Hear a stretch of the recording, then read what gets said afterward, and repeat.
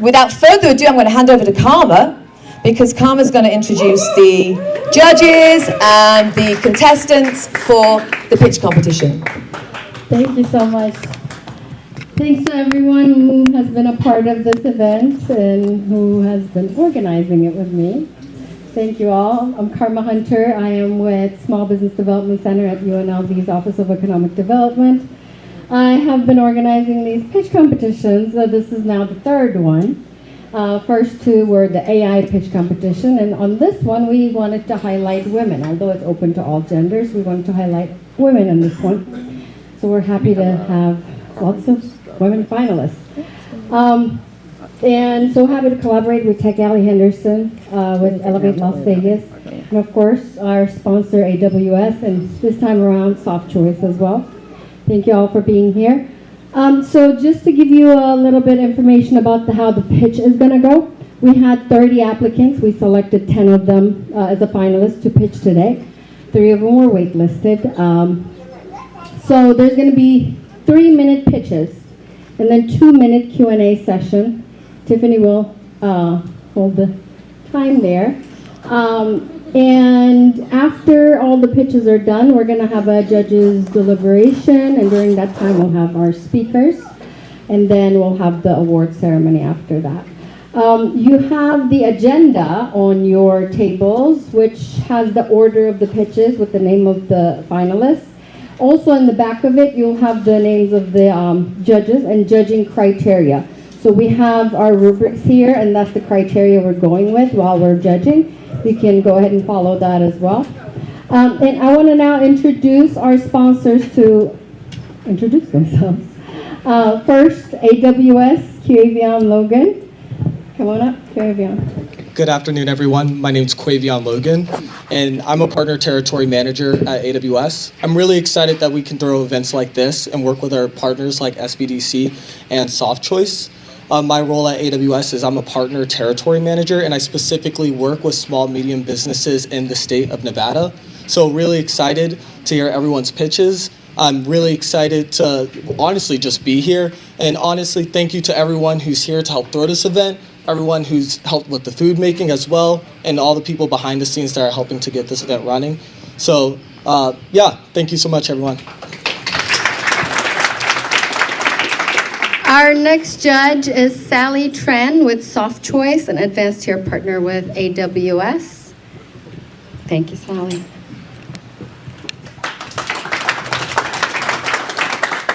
Hi everyone, my name is Sally Tran. I'm a part of the pre-sales team at Soft Choice. We are a worldwide technology company, and we're also a sponsor for this event. Really excited to be here and to meet every one of you, whether you're a small business owner that's pitching for the competition, someone who's interested in learning more about AI, or just someone who's very curious about technology. We're excited to have you, and thank you again for being here. Our next judge is Crystal San Diego, and she is with Desert Forge Ventures. I think you guys are familiar with Desert Forge Ventures here. So here you go.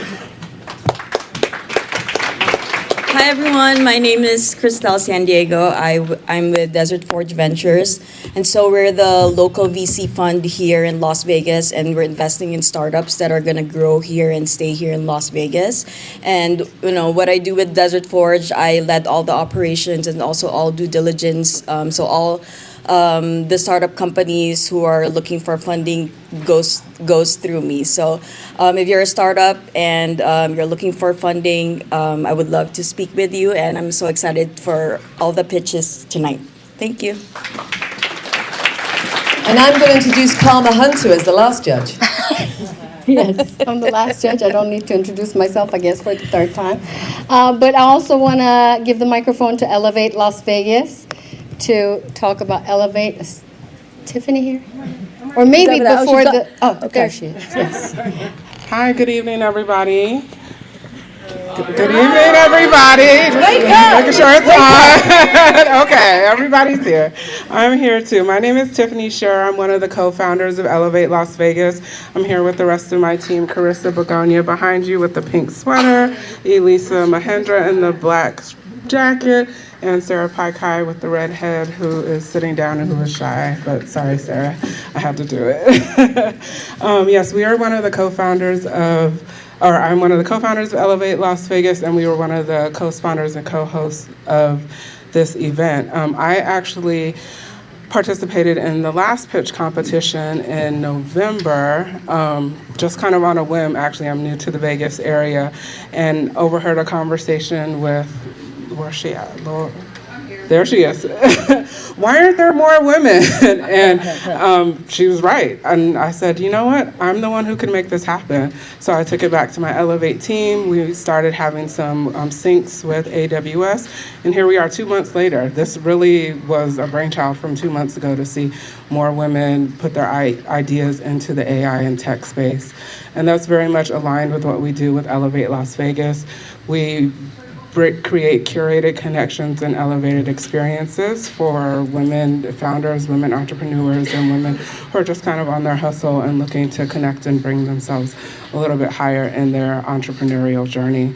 We will be having an activation at the end of the evening, so please stop by our table and pick up your free gift. The only cost is for you to sign up and join our list. I look forward to speaking with you all this evening. Thank you. All right, so it's time to start. Okay, so we're we're going to call our first finalist, Angelika Bazarnik with Evented app, and she's going to tell her about her. She's going to tell us about her app. Okay. Angelika. Hello, everyone. Oh. So I'm here to talk about Evented. We are an event toolkit app, and we simplify events one tool at a time. First, I would like to introduce myself in a little bit more detail and how I came upon with this project is after 25 years of event management experience and currently seeking a PhD degree, I have combined my academics and my experience to find pain points in the event industry. I have been working with Timothy May, who has 30 years of CTO level experience for the last 4 years on this project, quietly in our basements. So the events industry, and I apologize, I work on a Mac, and sometimes when the presentations move over to a PC, they shuffle themselves, so some things are out of place. But the events industry is a really fast-growing industry with a very straining talent pool and outdated processes, and we're filled with outdated processes. We're actually projected to reach $2.5 trillion globally by 2035, so in the 9 next years. So some of the inefficiency highlights that we focused on in the first batch of tools was lost revenue due to poor space allocations and delayed RFP responses by venues, as well as operational waste, last-minute changes, and redos. As we all know, are buzzwords for anything that doesn't work well in any industry. So what we're really doing is we're digitizing processes that are currently still done completely manually. And we have 2 features that are live. One is our sets calculator, and the other one is our snaps feature. And I truly promise that my spelling isn't this bad. And then I have another 12 features that are already completely designed or just waiting for coding. So just to give you an example, the sets calculator, it maximizes your space in the event venue, and it allows for event planners and anybody in the industry to get quick, reliable calculations and respond to any request for proposal for any potential business with an easy click to select method. Another feature, the second feature that we have live is our snaps feature, which is a picture-taking feature to allow people to communicate easily with pictures of what they need and where they need during their events.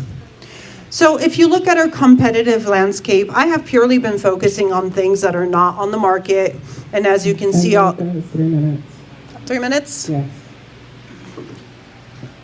questions from the judges? Yeah? Okay. Sorry, I didn't realize my presentation's going to be all over the place. All right, so just very quickly, so we're typically focusing on tools that are not on the market yet, and we're developing those in priority. So I'm going to skip through those really quick, and I'm just going to want to present to you kind of the market, because some people might think the events industry is a little bit of a niche market, but like I mentioned, it is going to hit $35 trillion very soon. And in addition to that, there are 200,000 standalone event venues, 180,000 hotels worldwide, 5,000 convention centers, et cetera, et cetera. So our initial customer that we are... Angelika. All right. Thank you.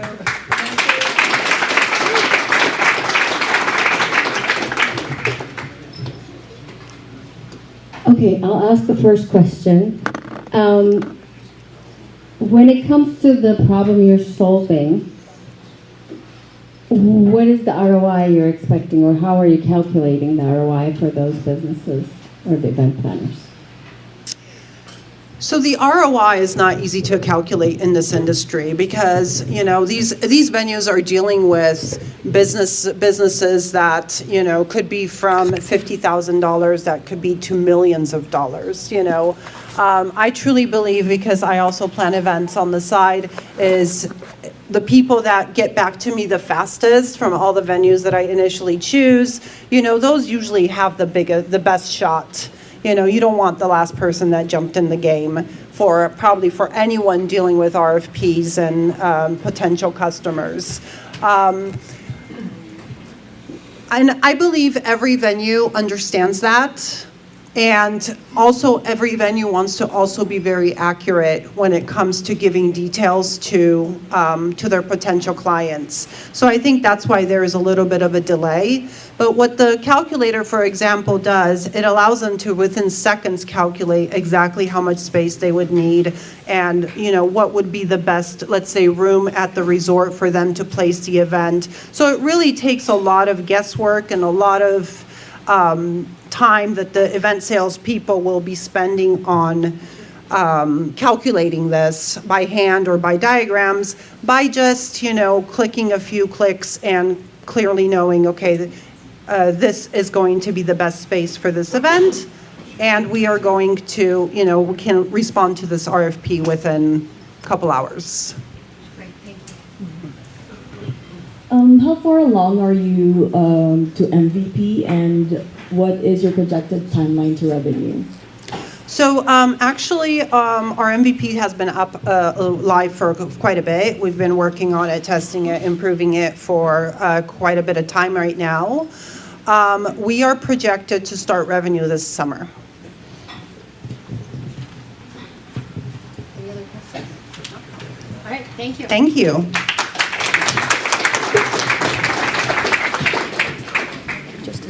Our next finalist is Lauren Green. Lauren? Alrighty. Hello, everyone. Thank you for having me out. My name is Lauren, and I'm the founder of Honeymoon. Quiet down. Sorry. Most relationships don't fall apart because of a lack of love. They drift because of a lack of intention. Couples forget the small things, moments get lost in translation, and over time, great intentions get lost in busy lives. Yet, there is not a shared system designed to help couples remember how to show up for each other intentionally. That's why I built Honeymoon. Honeymoon is a mobile-first, AI-powered relationship companion that helps couples stay emotionally connected by turning intention into action. At its core, Honeymoon gives couples a shared digital space to save what matters: important dates, meaningful moments, favorites, and shared experiences. Our AI doesn't score relationships. It doesn't analyze private conversations. It does not offer advice, as most apps for couples do. They're more therapy-based and they're more game-based. Instead, it acts as a gentle relationship assistant. It looks at what couples choose to share, things like upcoming anniversaries, saved preferences, or long gaps in shared moments, and then suggests thoughtful, low-pressure ways to reconnect. For example, if an anniversary is approaching, it may suggest a meaningful plan. If there's a quiet period, it may suggest a simple gesture. If a partner saves something to their vision board, it may turn that intention into an action. The AI's job is simple. Help couples remember to show care at the right time. Sorry, just a certain page. Okay. Honeymoon is free to start with simple access pricing. We generate revenue through aligned partner commerce, like dining reservations through OpenTable, experiences and gifting, embedded naturally into moments of intention. We're not looking to monetize emotional vulnerability. We're enabling thoughtful action. Our vision is to become the emotional operating system for modern relationships, where love isn't left to chance, but supported by intelligent, human-centered design. With love, intentionally, Honeymoon. Our revenue is aligned with romance and not anxiety. So that is what I have so far, but I'll continue to speak. Oh, okay, good. Okay, then I'll close it. Thank you. Thank you all.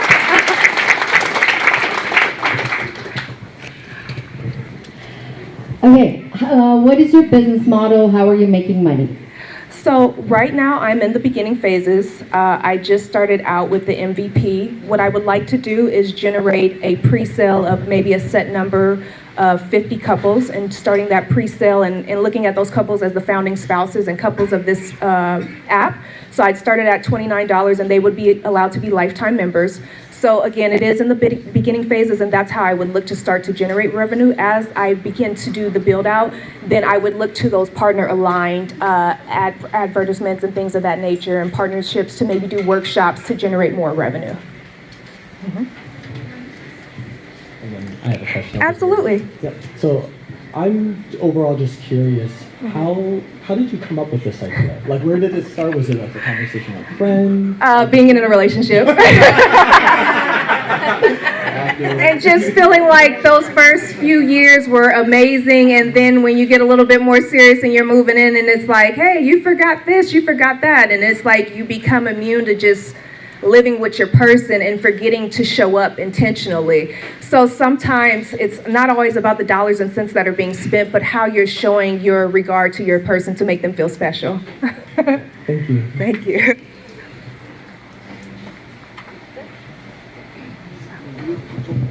So you mentioned that there are other apps on the market that will rival yours, that are more therapy-based, and you said yours is more like intentional-based and a lot more like gentle guidance. I guess, what do you think are some of the competitive advantages of that over the other competitors in the market? I'm sorry, can you just repeat that last part for me? What are some advantages of your app do you think over the competitors that have more of a therapy-based model? Okay, I wrote some notes. Are you okay if I just speak to those? Okay, absolutely. So why Honeymoon wins? It's built for modern day couples who are overwhelmed by their day-to-day lives that are perhaps lacking love. It's not clinical, it's not judgmental. We're not trying to teach, we're trying to enhance what's already there and just grow that naturally. We are designed for longevity and not addiction, essentially. When you're building an app, and some of these apps that, like I said, they're just like gaming apps and you can just text your spouse, that's not being very intentional. That's just like connecting, but that's a soft connection. That's not a deeper connection to keep that spark there, to keep that longevity there, to keep you focused on your spouse. You know, it's just temporary fix. We want to make that fix a longevity thing. We want to nurture these relationships and we want to ultimately grow them. Yes. Thank you. Thank you.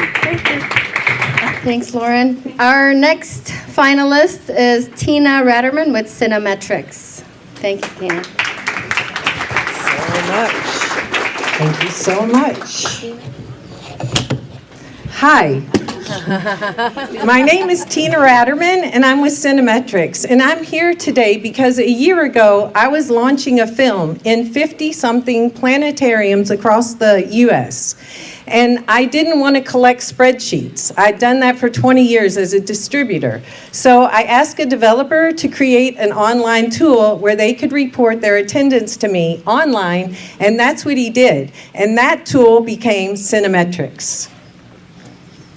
So I work in a $2 billion industry, and this is the IMAX giant screen cinema industry with planetariums as well. And it's an industry still working on spreadsheets. There is no transparency. It's just there's fragmented data, and there's just no industry data for us to have. That's the number one question. What kind of data do you have? How many people have seen my film? How many times has it been shown? So this is a really important time for us right now.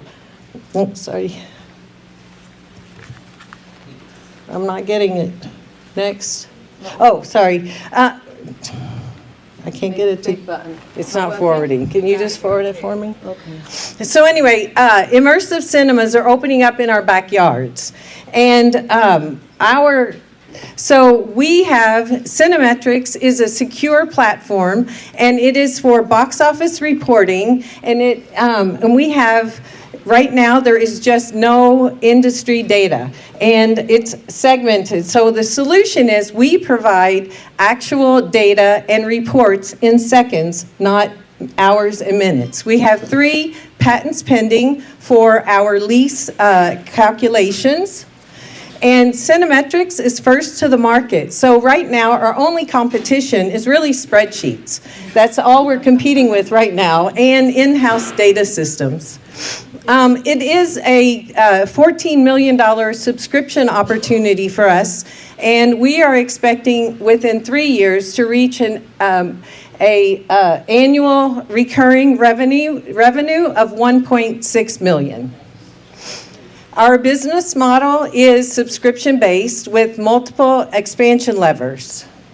We have 3 tiers: distributors, producers, and theaters.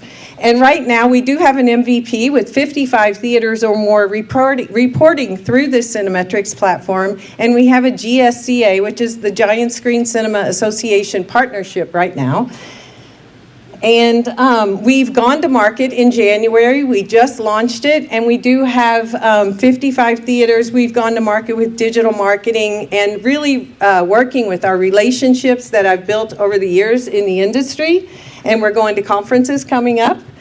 And the founding team is myself, and then my partner is Omar Wallan, and he is a cloud solutions architect, and he's a certified AWS developer with 20 years plus of enterprise solution experience. So we're building it and we're selling it together. Our ask today is for support to help us accelerate our AI-enabled forecasting and automations. We want to automate and ingest our reports. We want to detect anomalies and forecast attendance and revenue and generate natural language models so that we can really accelerate our program. So I hope you will think about supporting us today and bringing our educational film industry to bringing it current and having great data. Thank you. Thank you so much.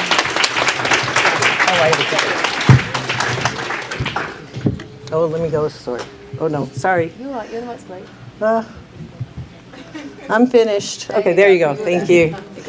What is your go-to-market strategy? We've gone to the cinema industry that I work in for 20 years. So our go-to-market is attending conferences, and we're doing demos right now. We're doing 30-day free trials, and I do demonstrations in teams every day with theaters and clients. And then mostly just MailChimp, digital marketing, and just getting it out to the customers. Thank you. Questions? Thank you. Thank you.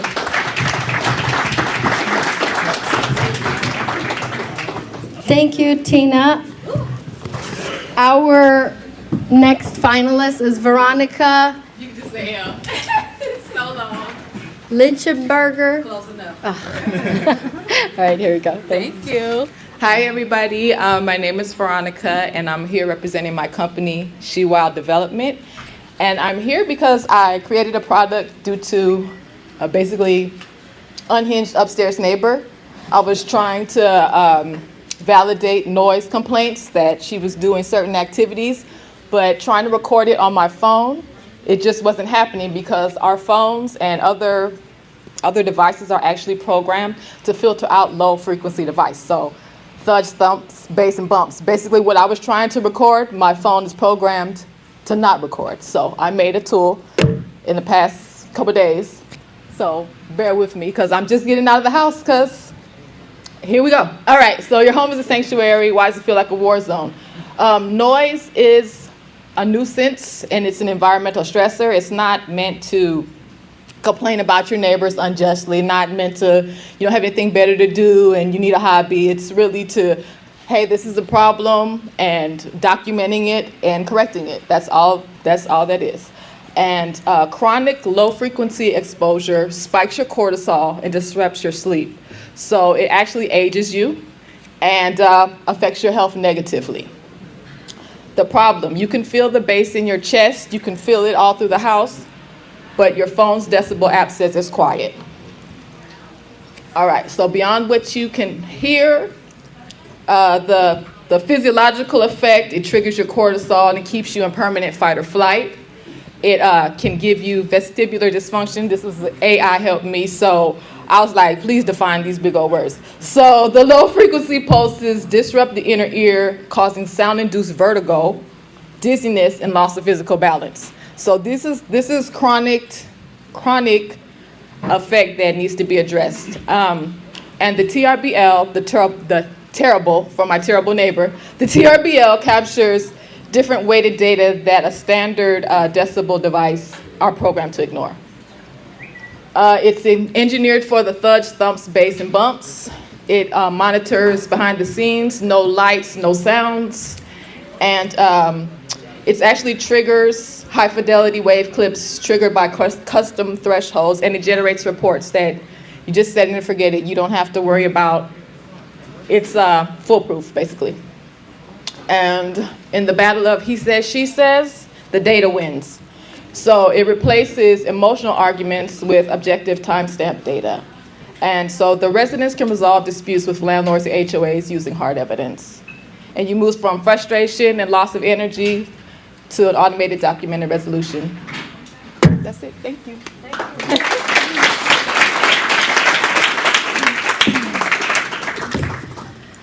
What is your business model and who is your ideal client?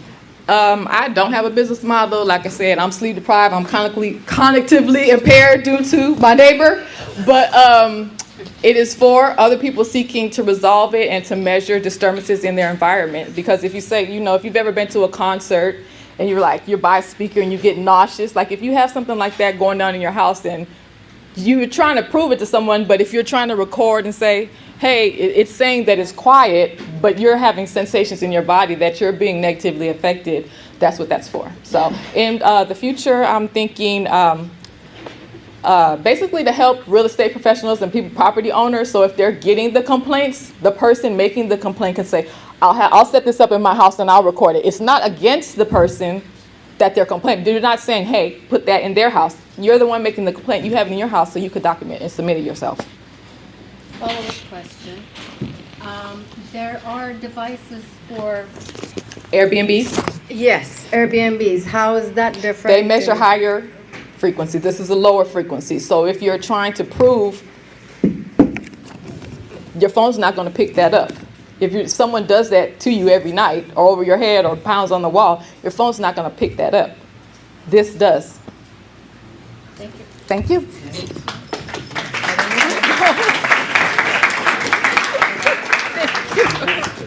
Thank you, Veronica. Our next finalist is Leslie Paz. Leslie? Good evening, everybody. My name is Leslie Paz. I'm the founder and CEO of the Utilize app, all your bills in one secure platform. So the problem today is that homeowners, mortgage servicers, and residents or renters are still managing all their most important bills through fragmented systems that include utility portals, mortgage servicers, lease documents, banks, and rental platforms, but they don't all have a single secure platform where they can search, find, view, manage, and pay all the reoccurring property-related bills in one secure dashboard. So the result of that are missed payments, late fees, and like so much more.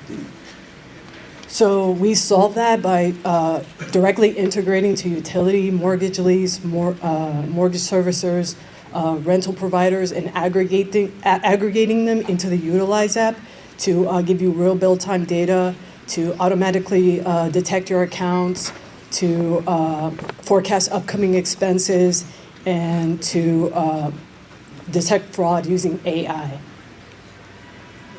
So the opportunity is actually quite massive. There's somewhere between $3 to $4 trillion annually in like household and utility payment volume across 150 households in the United States and Canada alone. So that makes it like the largest and the most consistent financial activity amongst consumers. So as you can see, the other existing financial apps, they only track your transactions after they leave your bank account, but they don't forecast, they don't prevent late fees, and they don't give you that real build time data. We do. So our business plan is simple and scalable. For consumers, it's $10 a month or $100 a year or $2 weekly. For our business plans, it's anywhere between $15 to $20 a month with volume pricing. So our impact for consumers, we are going to reduce the risk of missed payments up to 80%. We're going to save our users anywhere between $100 to $300 annually and more. And for our commercial tenants, we are going to improve cash flow predictability, automate documentation, and more. So we are currently a live MVP with 348 users. We've achieved 86% retention rate in the past 14 months, which signals a strong product fit.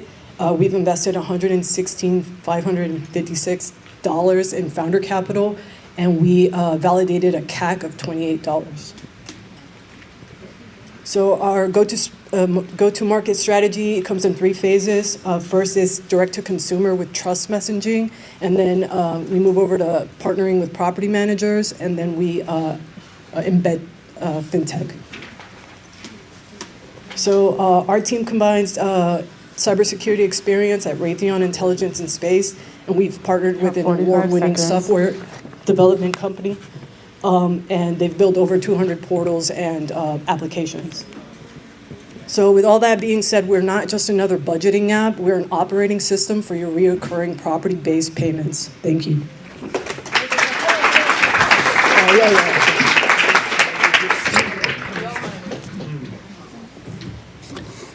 So I was a little nervous. How are you keeping your data secure? Well, we have like a vault, but can you explain what you mean, like, exactly? Yeah, so for instance, when users integrate their banks into the app, like how are you keeping the data secure for your users? Okay, so to prevent so we're using like something called an API integration, where we automatically detect your accounts, and that extracts the billing data from like property managers and utility companies. So the way to reduce the risk of like fraud or like all that being like stolen or whatever. I'm sorry, but we have to partner with property managers and utility companies themselves in order to make it as really secure. But we also have to maintain those API integrations and make sure that we're on top of like regulatory compliances, data compliances, and that is something that like we have to really be secure with. And then of course we also have to eventually implement a SOC 2, which is like cybersecurity, to prevent all of the fraud and like the hacking or anything like that. Yeah. Thank you. You're welcome. All right, thank you. Okay. Thank you, Leslie, and congratulations on the over 300 users already on the platform. So we're halfway through our pitches. I just wanted to let you know. So we do have some people with red lanyards around their neck. Those are our applicants. So during the networking hour, you can go up to them and ask them about their ideas, what they're building, so that it is easier for you to spot them. You already see our finalists, so please talk to them as well. But the applicants are wearing a red badge, so please make sure to talk to them as well. Our next finalist, Jasmine Baldric with Zen.io. So just to give you a little detail here, they applied with an idea and then they changed the idea. So this is a new idea that they're going to be presenting. Well, hello everybody. I'd like to take you into a very relatable scenario. And with the problem, let's imagine Sarah, a college student. Lots of projects due and a part-time job. With no family nearby to lean on, very independent. But when she opens her calendar in her phone, hoping for clarity, she finds chaos instead. She's not lazy. She's very motivated, but she gets overwhelmed and she freezes. And I think she just needs help how to get started. The deadline comes and everything is not completed. Her grades go down, and by spring, her financial aid got compromised, and now she questioned if college is still worth it. So Sarah's case is not unique. Even with professors committed to help the students succeed and institution investing in their futures, the problem still spans in 19.7 million undergrads across the country. So why does this matter? Nearly 1 in 4 students leave college by their second year. 30% never even return to their original school. These students carry poor time management into their careers and families, and that creates cycles of underachievement that spans for generations. So the cost of all of this is a lot of money. Imagine a university with 8,000 students with an average tuition of $12,000. Just 10% of them dropping out is already 9.6 million annual loss of tuition. Reducing that even by 2% protects nearly 1.9 million per year. So our solution, imagine Sarah checks in her calendar. Instead of seeing research paper due in 3 weeks, she would see Monday, 2 to 3 p.m., draft paper outline. Wednesday, 7 to 8 p.m., let's do some research. Our solution is simplicity. An intelligent scheduling system automatically transforms overwhelming assignments into structured daily tasks. Our value proposition is that we help college students build lasting time management habits without the trial and error of figuring it out. So what makes us different? Traditional planning apps entices the market with bells and whistles, but failed later on because they demand too much from the user, which leads to abandonment. Their approach to success is offering complex features and user adoption. Ours is simplicity and user engagement. Our solution syncs automatically with the school system. It does not demand, but adapts to the student. It's designed to keep students engaged through thoughtful design. Our market opportunity is massive. Around 4,000 institutions, 240 to 395 million addressable market. 45 seconds. With 89% of the schools primed for LMS integration. Our business model, seat-based tiered pricing, special 2-year pricing for early adopters. Our traction, the market is just as committed to the student success as we are. 60% of the college are prioritizing retention and mental health. Student success budgets are growing from 30 to 40% annually, and 18 to 25% of that budget goes to tech. So Sarah deserves more than a better system. So do millions like her. The problem is clear, the market is ready, infrastructure exists, and we are building that solution.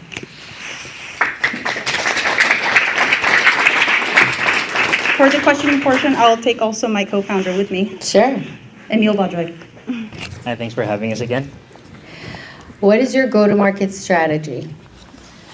So, initially we wanted to start with institutions here in Las Vegas, Nevada, and part of the budget that we're planning out for the whole project, we wanted to get the right person to approach this properly so we can succeed.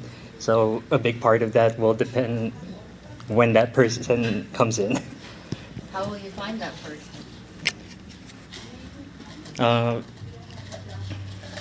I guess we could start with like networking events, online search, conferences.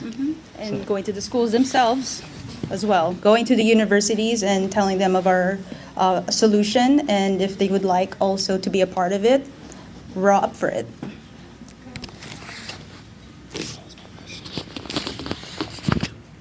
How effective do you think is this approach, and is it research backed? So yes, the numbers we presented do have, it's all evidence based. So we were looking at basically the churn rates of all these other applications where, students would try it out for a week or two, and then, it's either the learning curve is too hard or they get too lazy. They don't want to, they'll do it for a few weeks and then, afterwards they just ditch it. They stop using it completely and they fall back to old habits. So that's why I believe we do stand out in that regard, because we're trying to address the very issue of, I want to keep using the app. I want to make sure my time management is on point. My question is regarding your business direction. I believe you guys mentioned that you guys had a different business direction starting off, and then you guys had recently pivoted. I'm curious what prompted the pivot, and what makes you more confident that this one will be more sustainable? So our initial Actually, I'll start it off. Go. I'll start it off by just explaining what the initial thing was, and then I guess I'll let Jazz take over for the story of how it came to be. So the original plan was basically offering a service to create a digital ecosystem for businesses. So very comprehensive and very broad. And basically when we asked around for feedback, we basically got told it's too broad, it's not specific enough, it's going to be hard to market. So, and here we are. Okay.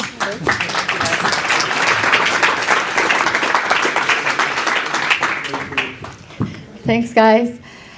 Our next finalist is our first guy, Héctor Colón. Come on up, Héctor. Thank you. All right, good evening, everyone. How are you today? Great turnout, I love it. My name's Héctor. I'm the CEO of DyadSync. And just quick raise of hands in the room. Who has had surgery in this room? Oh, look at that. It's a good amount. It's a good amount. So what you may not know when you had surgery is that the process to get anesthesia for that surgery probably involved a bunch of endless texting back and forth, playing phone tag by the hospital professionals, or paying an anesthesia staffing firm crazy amounts of money to staff that anesthesia provider for you. And even after going through all that, if they couldn't find anesthesia, it could have led to last-minute cancellation of your surgery, which, as you may imagine, would be pretty frustrating as a patient. I mean, it's at the end of the day, it's not your problem, right? You wouldn't pay to fix it. Who would pay to fix it would be these folks. So surgery center managers and independent anesthesiologists are really our main customer base for DyadSync. And why? Because they live the waste. They live the stress, right? They're wasting hours calling, texting, emailing instead of actually performing care under the stress of perhaps compromising their professional reputation or personal responsibilities. If your kid's sick, you need a day off, somebody's got to cover your case, and it's hard to do that. That's where DyadSync comes in. So our solution, we've created a platform that is a centralized marketplace, very simple app, essentially, that allows the posting of these surgeries that need anesthesia coverage. And it's a free, transparent marketplace for the providers to browse. If they're available, they can take it and cover the surgery and provide that anesthesia, all in real time without any staffing agencies or any other middle people. In one sentence, DyadSync helps overworked hospital staff avoid canceling surgeries by using a technology platform without spending unnecessary time finding anesthesia coverage. That's the short version, thanks to our training a few weeks back. Our market opportunity, we estimate that we have about 2,400 doctors that are obtainable market in a conservative way. If you start to multiply that out by the typical price of a healthcare application, it's about $120 per month per user. You can start to see that we can create a fairly healthy business here with a fairly simple application. That revenue comes in with subscription, again, keeping it simple. So the surgery centers would pay a monthly subscription fee that would get them unlimited posting of the surgeries for a certain number of their doctors, ends up being a per provider fee on that subscription. On the anesthesiologist side, thank you. On the anesthesiologist side, monthly subscription as well if you want to post. However, we want to incentivize usage. If you just want to browse and accept cases, that's free access, and that hopefully helps us increase our talent pool in the platform. In terms of traction, what's better than being selected to this pitch competition? So that's amazing. Thank you so much. The platform is built. Our initial MVP is built. It has posting, chat, review, payment functionality.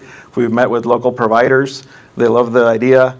Our press release has been published in the ASA Monitor, which is the leading magazine for the Society of Anesthesiologists in Puerto Rico. I'm from Puerto Rico. In America, which is also America. Héctor, that's your time. A little bit of the team. Oops, sorry. Thank you. Any questions? What is your go-to-market strategy? I ran out of time before I got there, but that is our ask. Our ask is to hopefully win this competition, and really, that's where we need the most help. We need a go-to-market strategy that's going to help us create that trust with the providers, create that trust with the facilities, and help us kickstart that flywheel for the users of the platform. That's actually, I think, where we need the most help. Is this a specific problem with anesthesiologists, or is this like across the board? I think you can see it across the board in some areas. I think anesthesiology is a specific case because of there's such a shortage of anesthesiologists as a discipline of medicine, and they're so critical to this, the surgeries happening. I think that's why we chose to tackle this. I also ran out of time for that one, but one of our co-founders, which is also my wife, is an anesthesiologist for about 18 years, and she's experienced this problem firsthand, so that's kind of where the idea came from. But that's where but to your point, this could be scalable to other disciplines, other ways to connect. For now, DyadSync, we're trying to focus on anesthesia. Thank you.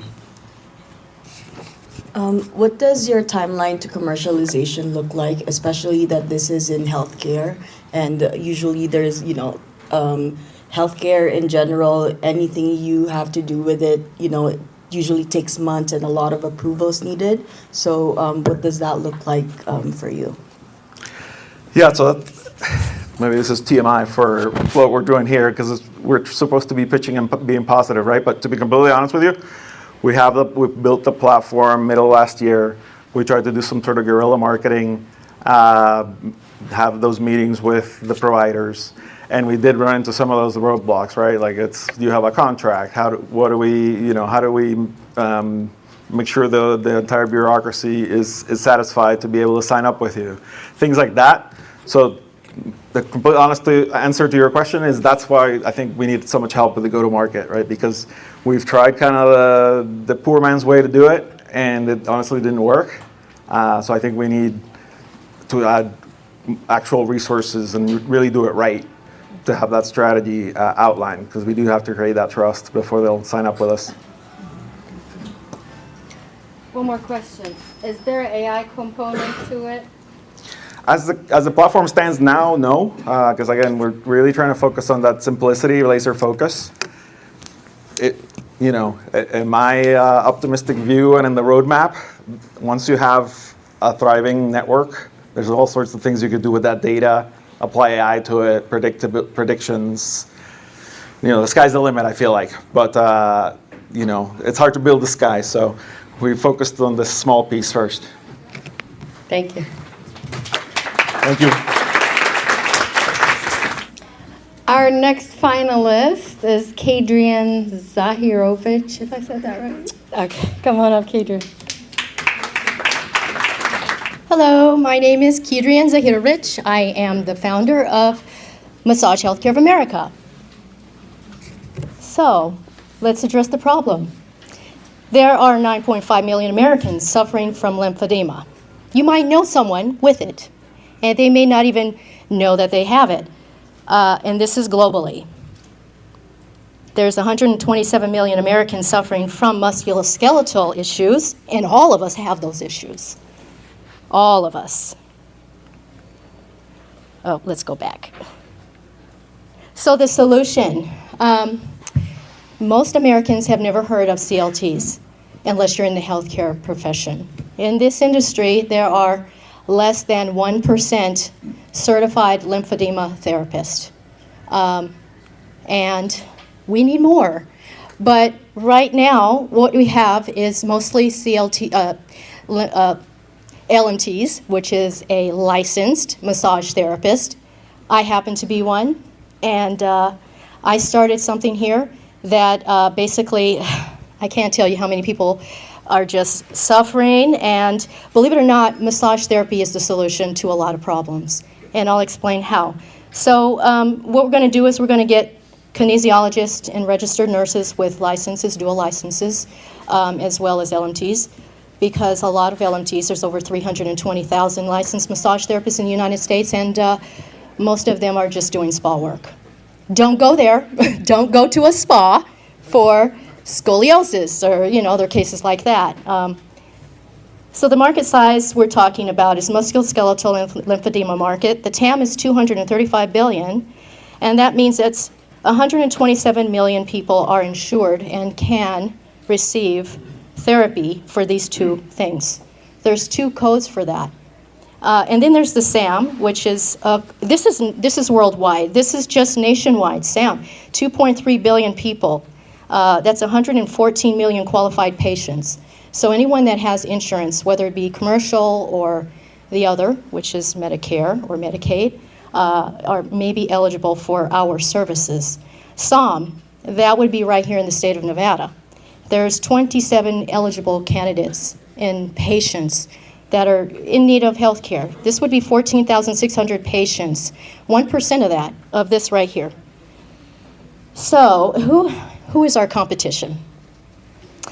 If you heard of Zeal, Zeal is one of our competitors. They're the only ones that are actually in network with TriWest. We are pending, okay?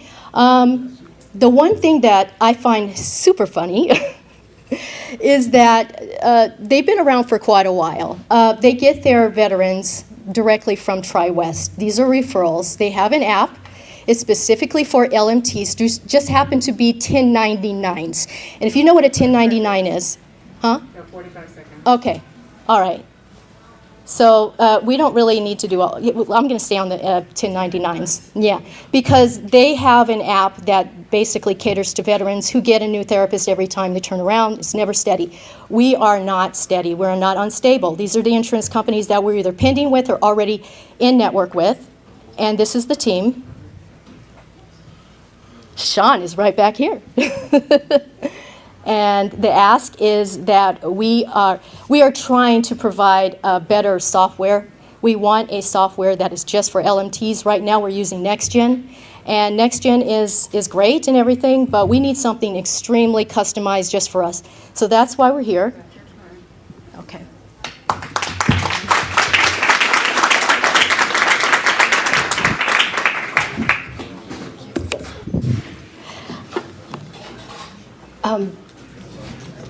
What is your go-to-market strategy? What is my go-to-market strategy? Yes. So far, all of you, it literally takes one person. interested in healthcare and trusting the process. Just like you would go to a chiropractor, for example, and let's say, oh, you were in an auto accident like 3 years ago and you didn't get the right therapy. You did get massage, believe it or not. That wasn't your that accident wasn't your fault. Somebody else hit you. And then you go to a law firm and they give you all these people, a team of people, and you find yourself getting therapy. And you don't like the physical therapy, you don't like the chiropractic work, but you know, it's building a case, but you want the massage therapy. Well, you're getting that, but you're getting spa therapy. We're not that either. We're not providing spa therapy. We're providing real target-specific work addressed to the issues that you were either born with, you know, diagnosed with later on in life, and you don't have to go be a part of a doctor team, as I was calling it, a cluster, and only these practitioners. You get to choose. And if they don't want to write you a prescription for Massage Healthcare America, guess what? You can go see another provider. We will take every practitioner on the planet. And we're going to be in Japan, we're going to be in Germany, we're going to be in South Korea. We're going to be all across, wherever there is a base stationed, that's where we're going to be. And that's where our practitioners are going to be as well. So if you guys want to use your insurance overseas, you're welcome to do that. Expats can also use their insurance. This is for everybody. And by the use of massage, with the top and best massage therapist I will find, because I'm not just putting anybody out there. These are not 1099s, these are WT people. And we're all working together to create a standard, a new standard in the massage industry, which is it's lacking. I mean, we can all go and get a massage and say, I feel better. But the whole reason for this is to get better. If you say, concentrate on my back a little more, and they only spend like 8 seconds on it, and they go on down to your feet, I'm like, okay, I feel better, but it comes back like 3 days later. Now you're still stuck with the same back issue. Healthcare and true people that are trained to deal with this. Like I said, kinesiologists, CLTs, people that are trained to be certified lymphedema therapists, people that are doing complete decongestive therapy, working to take down that swelling, wrapping correctly. All of this stuff can be done with Massage Healthcare of America. We don't have to go through anybody else. You can go directly through us. You can bypass other practitioners. You don't need to see a chiropractor to see us. You do not need to see a physical therapist to see us. If you just want massage, you can come to Massage Healthcare of America, and that's all you need. And then we check to see if we can take your insurance, and if we can, we will do it. That's all. Thank you.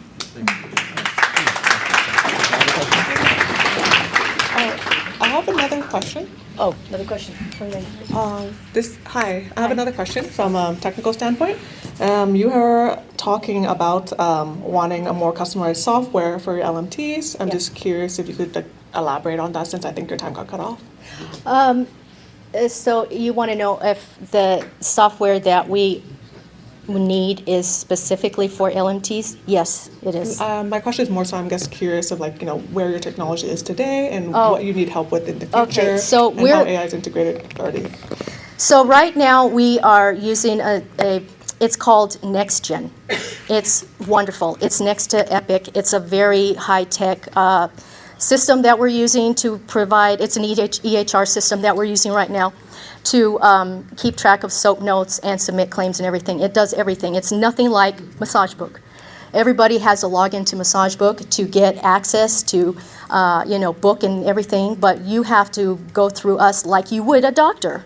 Everybody else is like, this is another thing. They don't want to take the shortcut. They just want to say, hey, I need a massage. Well, okay, you have to provide the documents because we need supporting evidence for your reason to submit this to the insurance company. We can't just help you with this problem if we don't have you in our database. You must have a database, and you must be in it, and you must complete all the documents, as you would with any specialist. We're specialists. We're actually credentialed, which is a difference than certification. Credentialed is different than being certified. You can talk to a certified, lymphatic therapist. I'm that too.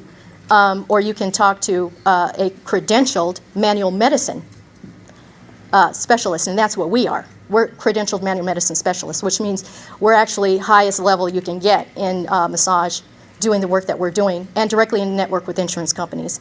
But to answer your question, I hope I did. we are using the software right now, but it's not really cut out for us. It's not custom, and that's what we need. We need something that's very customized, specifically, just like NextGen, except it's specifically for massage therapy. Got it. Do you already have any existing like AI use cases for the system that you need to be customized?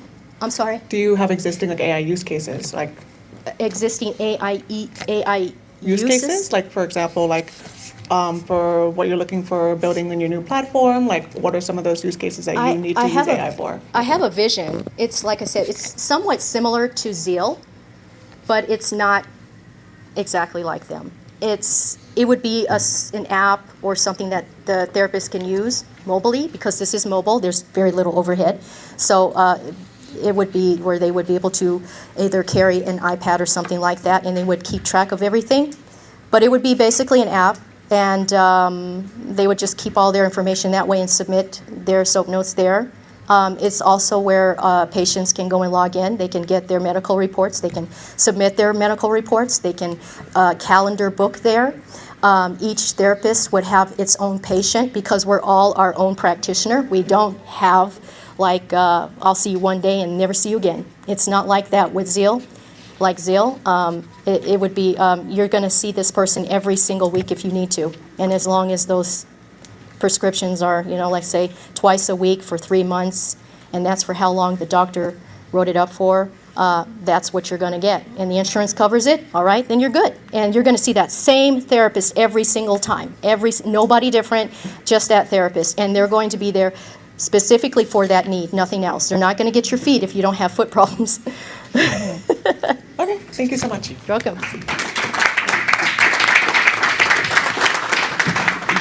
Thank you. Our next finalist is Robert Gutierrez. Hello, my name's Robert. I am a licensed C2 electrical contractor here in Nevada.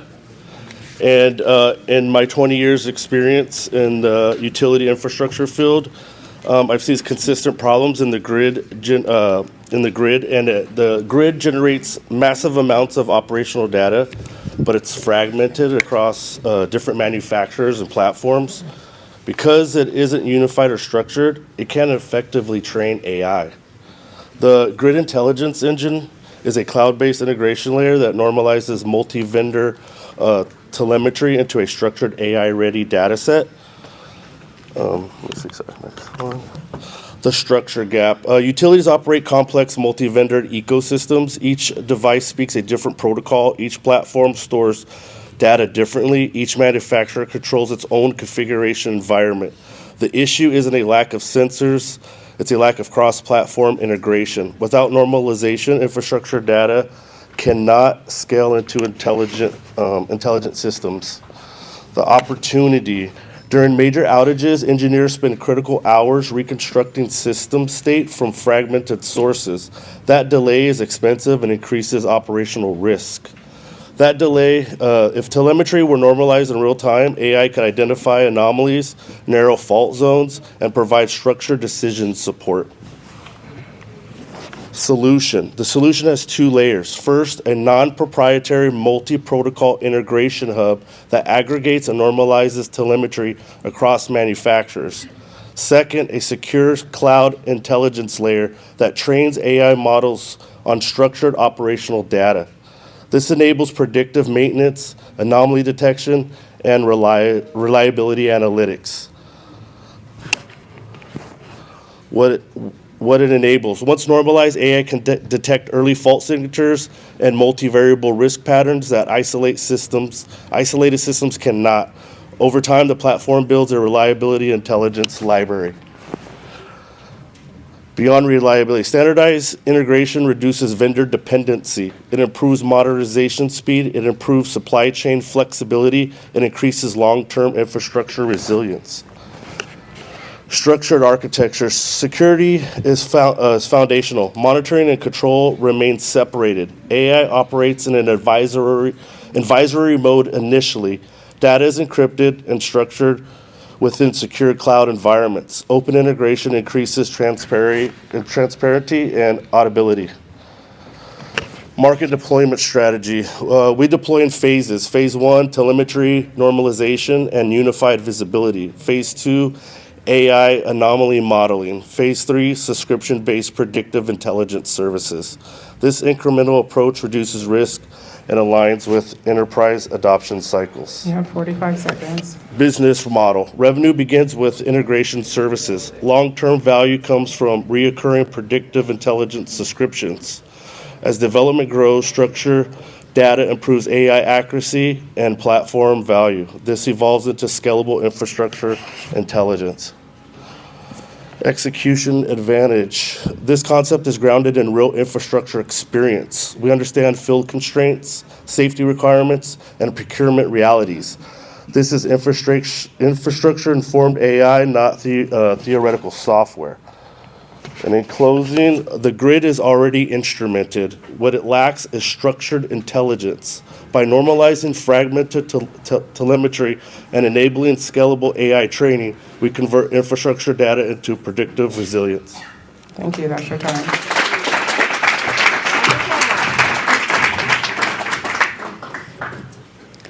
How do you calculate ROI?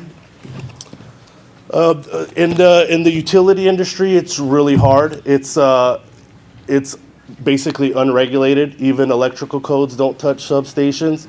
So the reason why I think I'm ahead of the game is I worked for a company that did this for a long time. So the learning curve and the mistakes, I got about a 10-year head start on that. So when it came down to it, this is a 12-man crew can generate about $25 million in 2 years.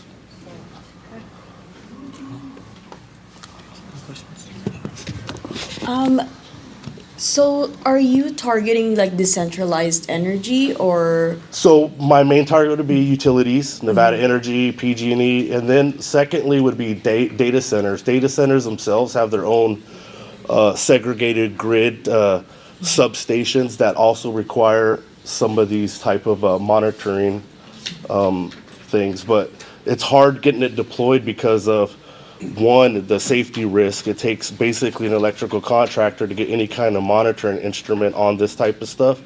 And then second, there's not a lot of vision out there in the grid for AI. And I've witnessed it firsthand. That's why I started my own company.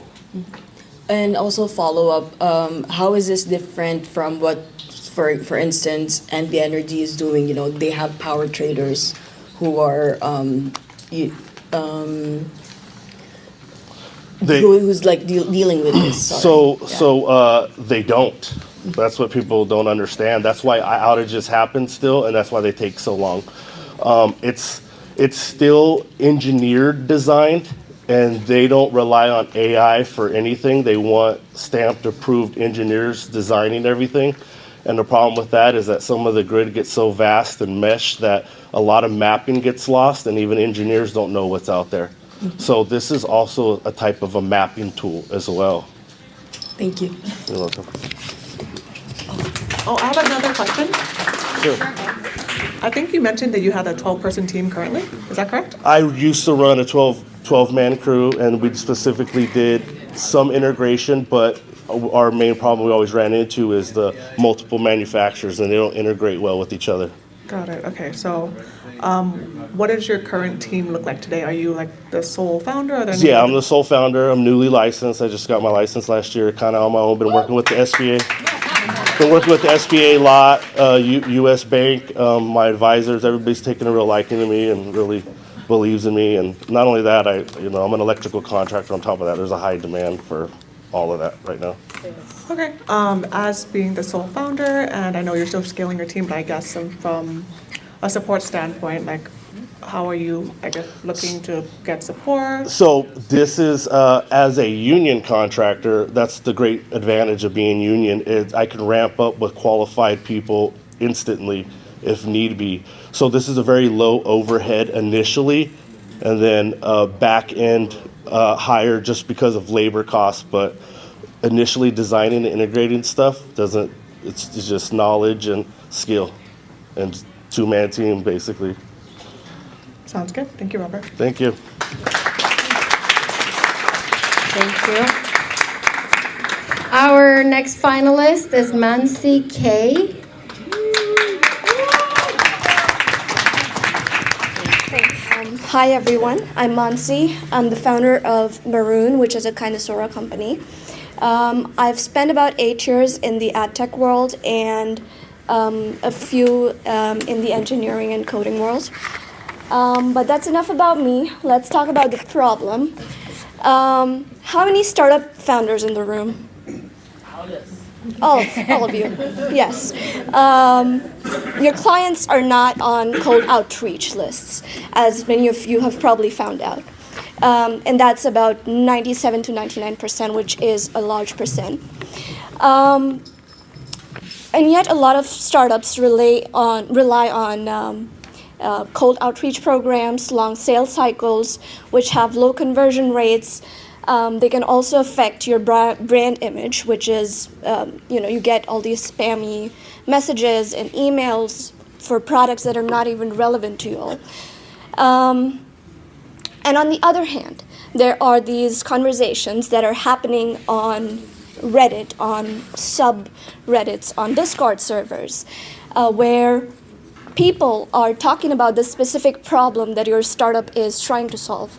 They're talking about recommendations. They're comparing tools. And these are the warmest leads, basically. And these warm leads are not being leveraged by startups.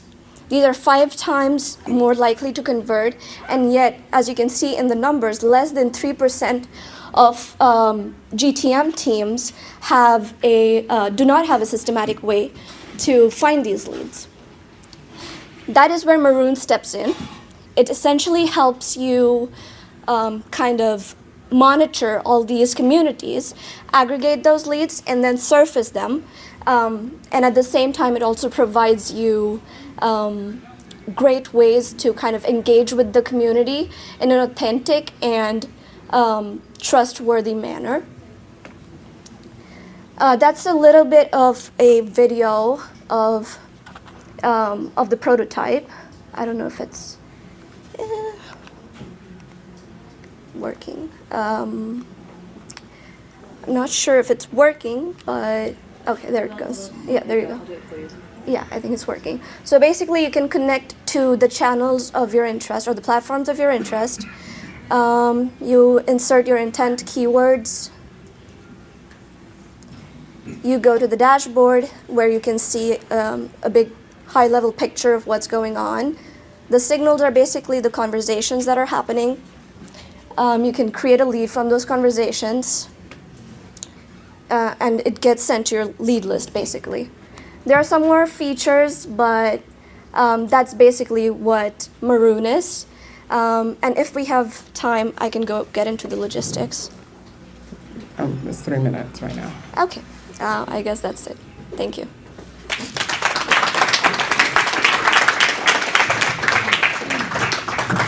My question will be, what's your timeline?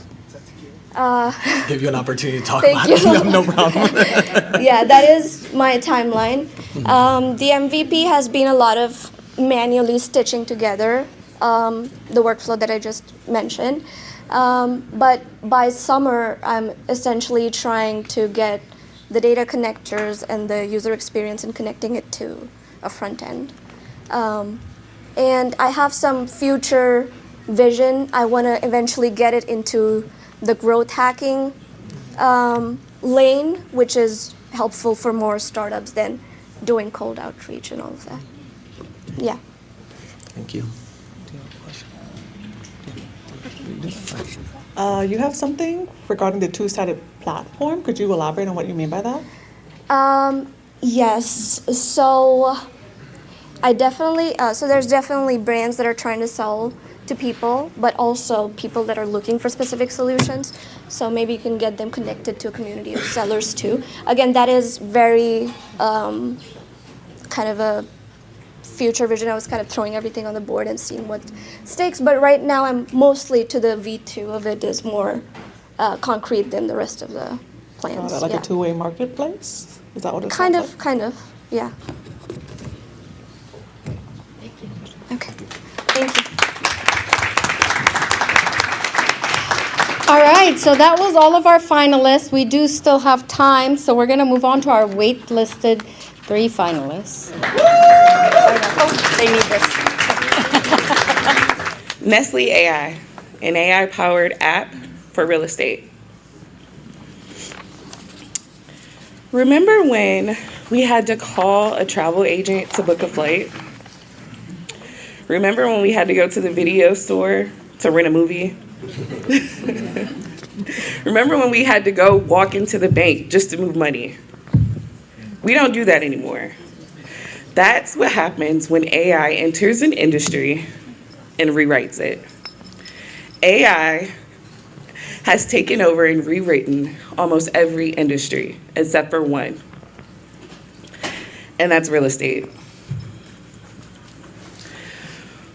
Believe it or not, everyone in here deals with real estate, whether you own a property yourself or you've rented one. Behind each of these properties, people are doing things manually. Somebody's opening a spreadsheet on Monday morning. Somebody's trying to complete that file on a Friday night. When we have intelligent systems that should be able to complete this in seconds. 88% of those spreadsheets contain errors.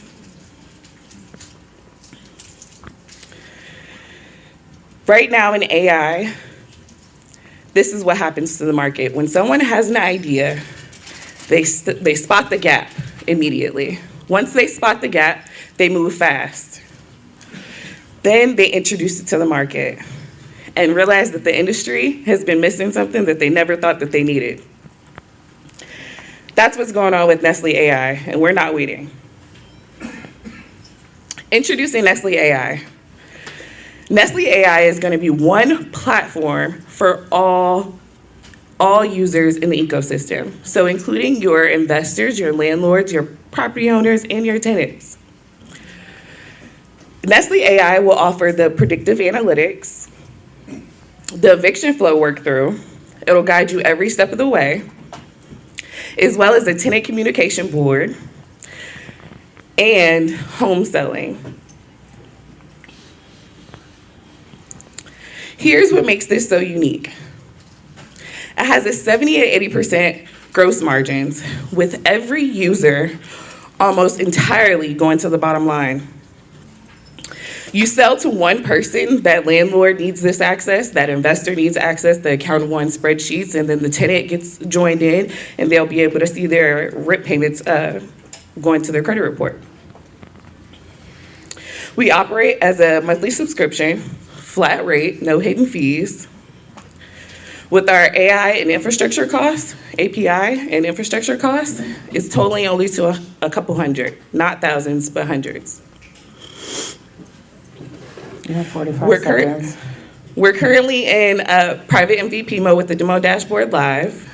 We already have a few waitlist users. Nestle AI is different from the other competitors because Nestle offers AI automatic, the eviction process. It has all of these into one platform. Usually with the other competitors, they either don't have it or you have to go through a different platform in order for you to get what you need. For early traction, we have 10 waitlist users totaling to 100 and more properties on our waitlist, waiting for us to go launch.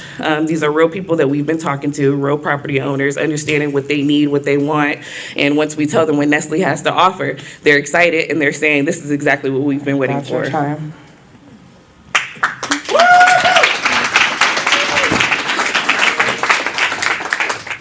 How do you calculate ROI? Yeah, so with our API costs, it's only totaling to a few hundred.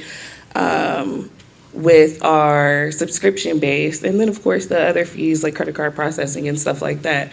At 100 active users, we'll be able to see like the total investment return. Thank and you. roughly in about 10 months after launch. Thank you.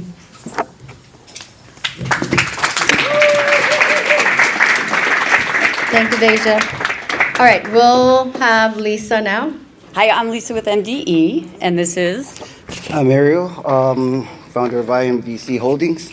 Excellent. He is the brains behind the AI project.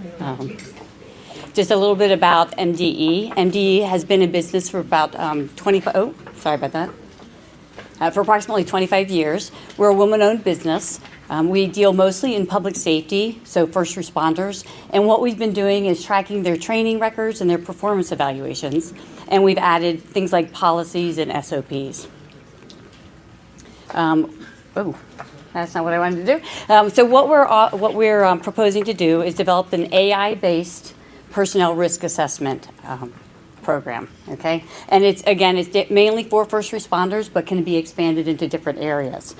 So what the problem is if you look at these statistics, these are statistics for line of duty deaths and suicides, law enforcement and firefighters.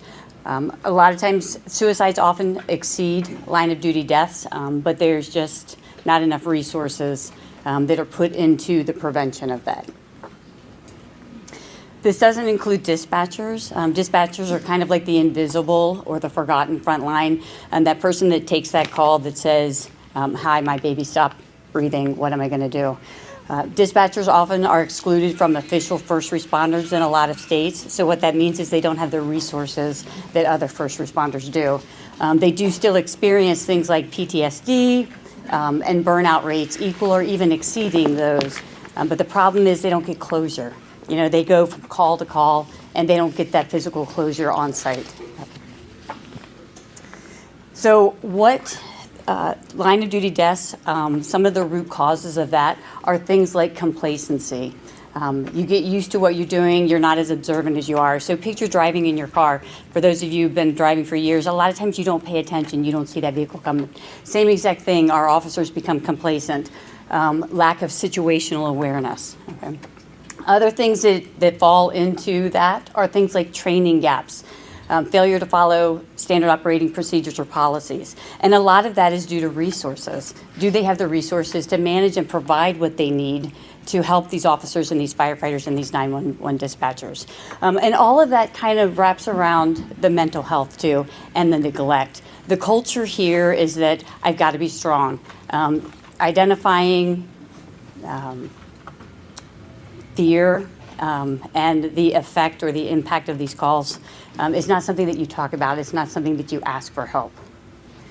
What is the market out there? There's approximately 18,000 law enforcement entities out there. About 84% of that are what we call small and rural. So what we want to do is to go have that be our primary market. Okay. And the problem with being a small or a rural agency is that you don't have the resources, you don't have dedicated training coordinators, and you don't have the ability to see those gaps and define those gaps. Okay. So what's the solution? It's a platform to analyze training, analyze performance evaluations, compare that to SOPs and policies, and come up with a solution. So what we're hoping to do is turn from a reactive, fixed situation to a predictive situation. And I'm going to skip through some of these. That's phase one. Oh, what was it? That's phase one of our project. Phase two of our project is where Ariel comes in. What we're hoping to do is also implement emotional resilience. So what if strength meant feeling instead of hiding? Ariel has developed the Big Heart application, which is the first emotionally intelligent AI companion. It's real conversations, smart emotional insights. It's private, personalized, and it's powerful. It's not about fixing the officer. It's about reminding them that you never were broken. Here's our strategic objectives and our ask. Thank you.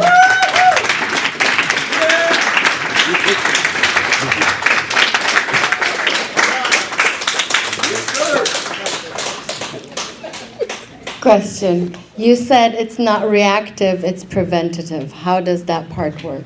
So what our AI application would do is analyze the training records, the performance evaluations, compare that to the SOPs and the policies, and find the gap. So are we seeing that Ariel is always getting into vehicle accidents? Well, what kind of training has he had? What does our policy require? And then let's take that and predict, let's offer a remedial training plan or additional training. Do you have a solution for kind of mentally clearing them after like a bad event, like a shootout or something? And that's where the Big Heart app comes into place. So, do you want to talk? Nervous? Okay, yeah. So what our Big Heart application allows you to do is have someone to talk to, and that's emotionally intelligent, that has been vetted properly, and so through that will help you get through that event. Then we also intend to build in triggers, and those triggers would be, you'd have to opt into the trigger. And the trigger might be, if I've gotten 3 situations with it should alarm, maybe it calls my supervisor. Maybe it calls my counselor. So, I have a question, but your answer to this question is to, I guess, my second question, which is a real question. So, for pilots specifically, if they are found to be suicidal, they could lose their job. Is that the same within this industry? If they are found to be suicidal, could they lose their job? Yeah. That is a good question. I don't know the answer to that. I can find out the answer. No. Thank you, Jim. I was going to turn to you. The help they needed through your Thank you. They'll get the help they needed. The whole system's designed to help them get back on their feet. Oh, okay. Thank you. Thank you so much. Because my second question to that is, for your app specifically, are you going to be partnering more with like departments or more so targeting like the user, right, like an actual person? Initially, the department, because that's where we think we'll get the funding. So I think phase 1 is a little bit, it's more tangible, like more real. Again, mental health in the culture is still a difficult thing to sell, for lack of a better word. We definitely already have clients that are interested in beta testing this. So that's really, really exciting. So cool. Department first, yeah. Right, perfect. Thank you. You're welcome. You have a question? No?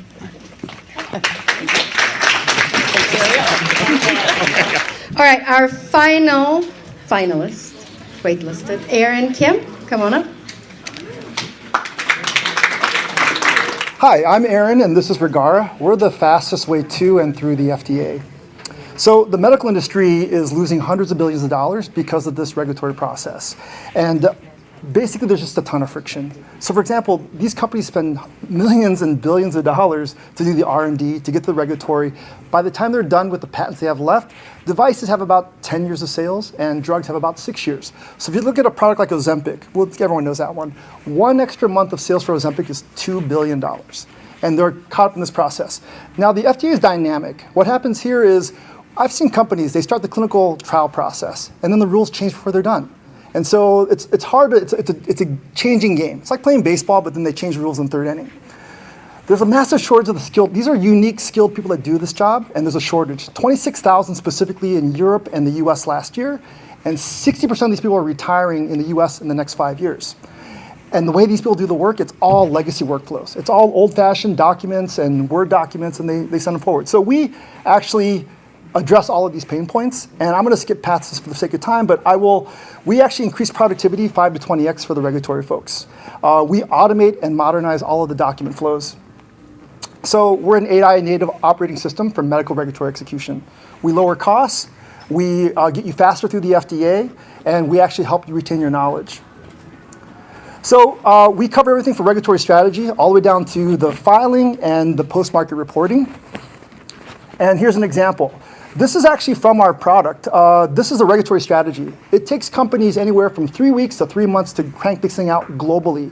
We generate it in 2 minutes. You answer 100 questions and it's done. Going down to the regulatory submission documents, this will take companies like Ozempic. It took them 3 years to create that document. We can create it in 5 hours. So the market's really big. Globally, it's $63 billion. The US is $20 billion actually last year. This is outdated. And we're looking at our opportunity to be about $2 billion over the next 4 years.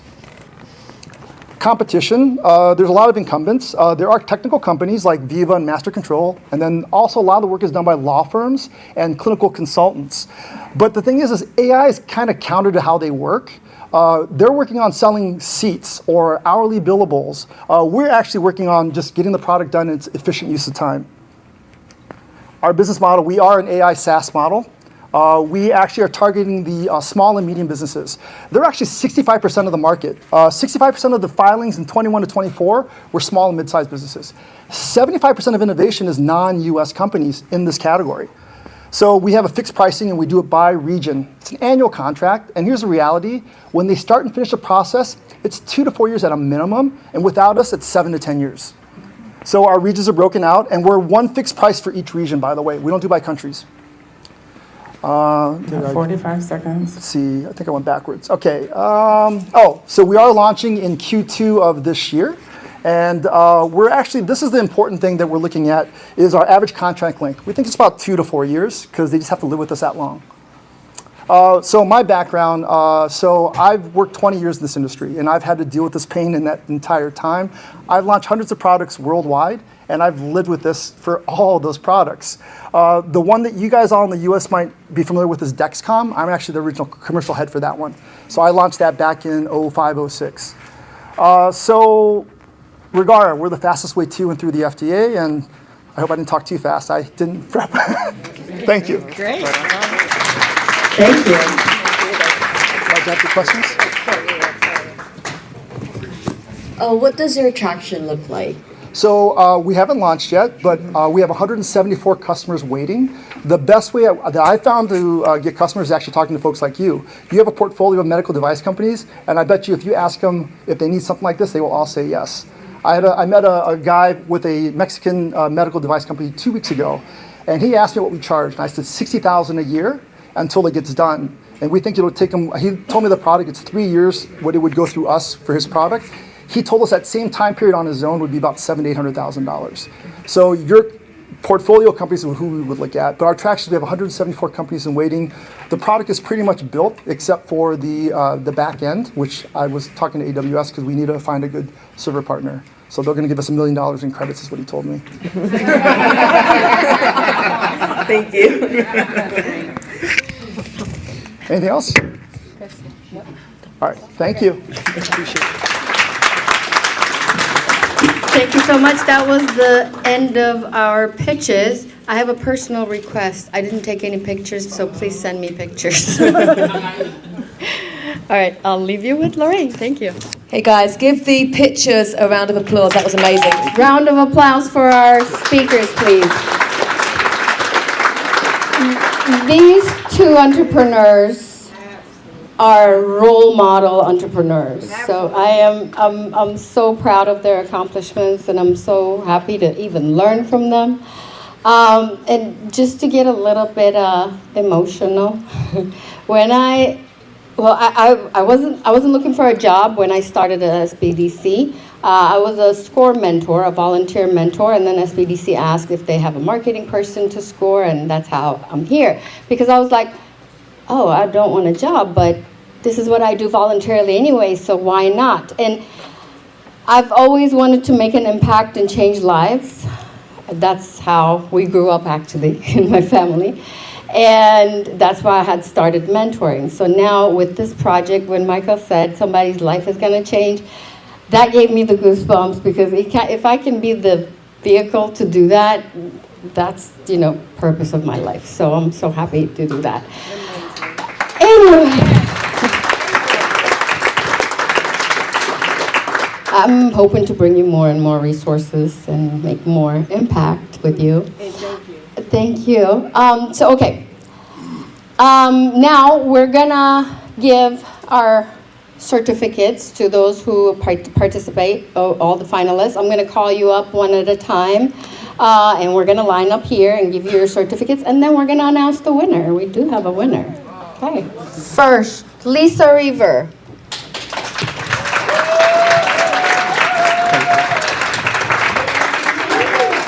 Somebody please take pictures. I'm coming.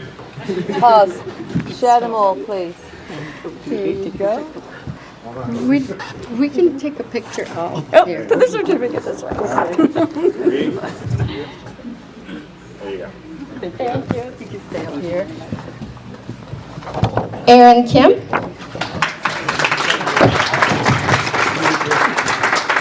Actually, let me get you up there so I can line up like this. Yes.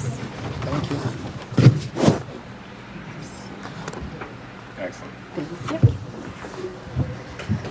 Dajia Watson.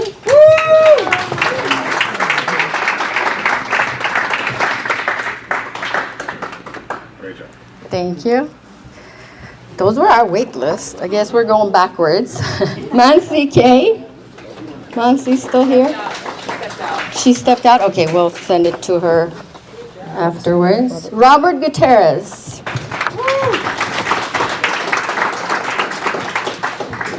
Thank you.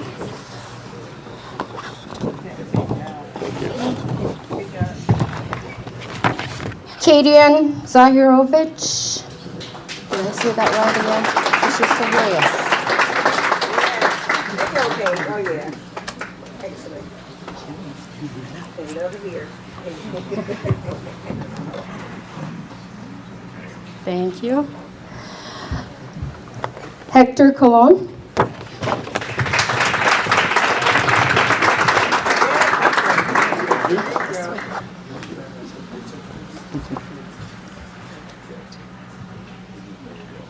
Thank you. Jasmine Baldric.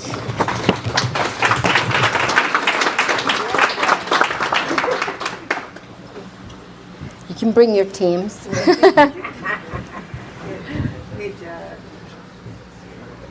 Thank you.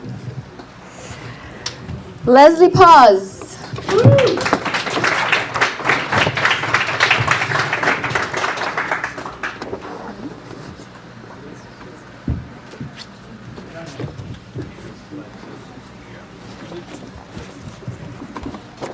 Veronica. Yeah. I'm not going to talk. Thank you. Hold on. Get somebody else. Listen, I knew you was like that. Like, you was like, Tina Ratterman. Me too.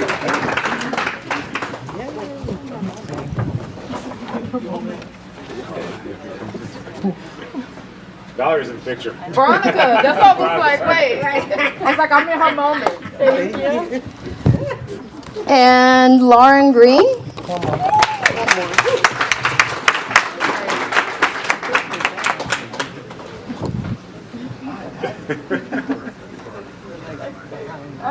Thank you. Last but not least, Angelika Bazarnik.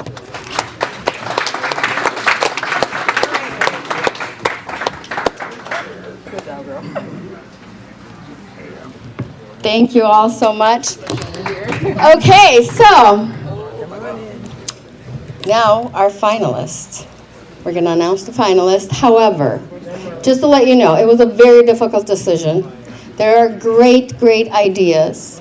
So we do have a finalist. We do have a winner. I'm sorry, I said finalist. We do have a winner. However, there's going to be multiple of you who are going to be extended the development support. I'm going to reach out to you after the event and let you know who that will be. Drum roll. Are we ready for the winner? And the winner is Leslie Paz with the Utilizer. Put this in the front of that, like this, yes. Oh, let's get the other judges too. Judges, come on up, please, so we can take a picture all together. I'm going to get in on this one as well. Congratulations. Yeah, I'm going to get in on this one as well. Oh, yes, yes. She'll get more gifts. And yeah, we have more gifts for you. Thank you. Yep, no problem. Yay, come get in the middle.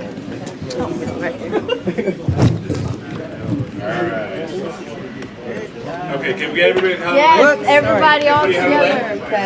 Yeah.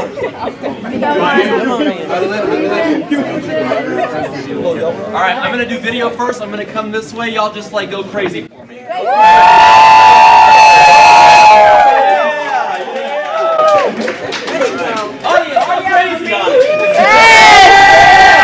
Round of applause for all of our finalists and our winner. Thank you all so much. Now we are going to have a networking hour, so please feel free to network, but I'm going to give the microphone to Lori, and I'm going to shut up. So guys, yeah, don't go anywhere. Give the winner and the applicants a round of applause again, please.